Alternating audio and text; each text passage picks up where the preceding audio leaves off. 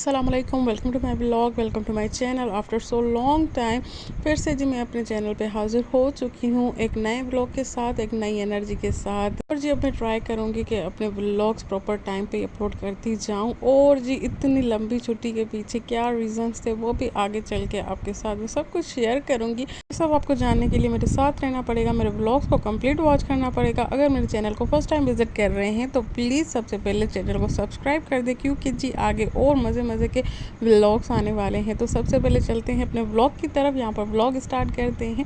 तो जी यहाँ पर था चांद रात नहीं थी, चांद दिन था, सुबह का टाइम था। तो यहाँ पर जी हस्बैंड को ऑफिस वालों ने गिफ्ट दिया था बच्चों के लिए, तो वही मैं यहाँ पर अनपैक कर रही थी। सारी चीज़ें बच्चों की थी, मार्शमेलोस थे, बिस्कुट थी, कैंडीज थी, चॉकलेट्स थे, सारी चीज़ें बच्चों की थी। मैं तो बस मज़े से अनबॉक्स कर रही थी, क्योंकि जी गिफ्ट को अनबॉक्स करने में बहुत ज़्यादा मज़ा आता है, मुझे तो बहुत ज़्यादा आता है। तो इस वजह से मैं मज़े से अनबॉक्स करके देख रही थी, सब कुछ चेक कर रही थी तो इसमें क्या क्या है। उसके बाद जी सिस्टर ने बोला कि चले भाभी मेरी वैक्स कर ले, तो मैं यहाँ पर आ गई थी। यहाँ पर जी हमने वैक्स की भी अनबॉक्सिंग कर ली थी। यहाँ पर जी स्ट्रिप वगैरह निकाल के वैक्स करना स्टार्ट कर दी थी। चांद दिन हो या चांद रात हो, दोनों ही बहुत ही ज़्यादा बिजी गुजरते हैं, सभी के ही बिजी होते हैं, क्योंकि जी सभी की सेम रूटीन्स होती हैं।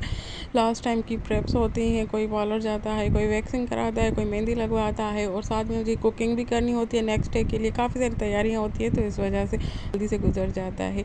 तो यहाँ पर जी जैसे ही मैं वैक्स करके फ्री हुई तो डोर पे बेल हुई। तो जैसे ही मैंने चेक किया तो आगे से कुरियर वाला था। मैंने कहा कि क्या है, तो उन्होंने बोला कि आपके लिए पार्सल है। मैंने कहा पेमेंट, उन्होंने बोला कुछ भी नहीं। तो मैंने कहा ऐसे कैसे, थोड़ा बहुत मुझे आइडिया था कि कुछ ना कुछ आएगा, क्योंकि कुछ ही दिन पहले मेरी बेस्ट फ्रेंड ने मुझसे एड्रेस मांगा था कि अपना एड्रेस। तो मैंने पूछा क्यों, तो उसने बोला ऐसे ही मुझे चाहिए। तो मैंने उसे अपना एड्रेस दे दिया। तो यहाँ पर उसने माशाल्लाह बहुत ही क्यूट सी ईदी मुझे सेंड की थी, जो देख के मुझे बहुत ही ज़्यादा खुशी हुई।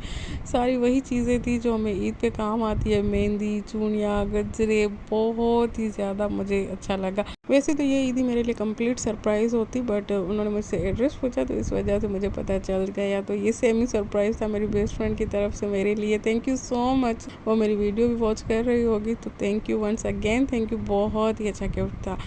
उसके बाद जी आ गए थे किचन में, क्योंकि जी था नेक्स्ट डे ईद का। तो ईद बिरयानी तो मस्ट है, तो इसीलिए मुझे चिकन को मैरिनेट करना था, क्योंकि जी सभी को टिक्का बिरयानी अच्छी लगती है। तो यहाँ पर जी मैंने चिकन को अच्छे तरीके से मैरिनेट कर लिया था ओवरनाइट के लिए। सुबह उठते ही बस मैं इसे टेंडर करूँगी और आगे का प्रोसेस स्टार्ट कर दूँगी।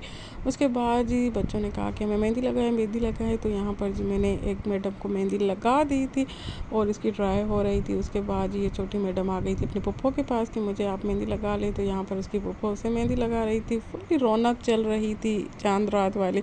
और अगर घर में बेटियां हों तो ये रौनक और डबल हो जाती है। तो अल्लाह पाक सभी बेटियों के नसीब अच्छे करे, उनके सदक़े में मेरी बेटियों को भी नसीब प्यारे करे, आमीन सुमा आमीन। उसके बाद जी मैं किचन में आ गई थी फाइनली। यहाँ पर चांद रात स्टार्ट हो चुकी थी, तो मैंने झटपट से मीठा बना लिया था। उसके बाद जी फाइनल काम होता है बेडशीट्स चेंज करना।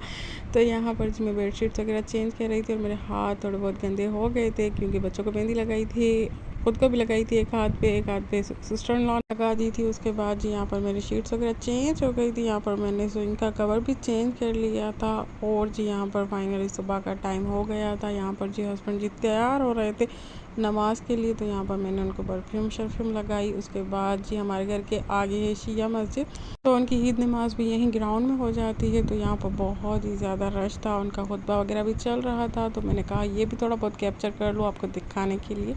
उसके बाद जी आ जाता है बहुत ही खूबसूरत सा पार्ट बच्चों को रेडी करने का, क्योंकि जी असल ईद तो बच्चों की होती है। यहाँ पर जी मैंने तीनों की ड्रेसेस निकाल दी थी। माशाल्लाह बहुत ही प्यारी थी ड्रेसेस। और ये जो सारी ड्रेसेस थी इनके मामा और मामी ने इनको गिफ्ट की थी। तो काफ़ी टाइम से ये पड़ी हुई थी, मैंने सोचा कि ईद पे बना दूँगी, क्योंकि ये ईद टाइप की थी।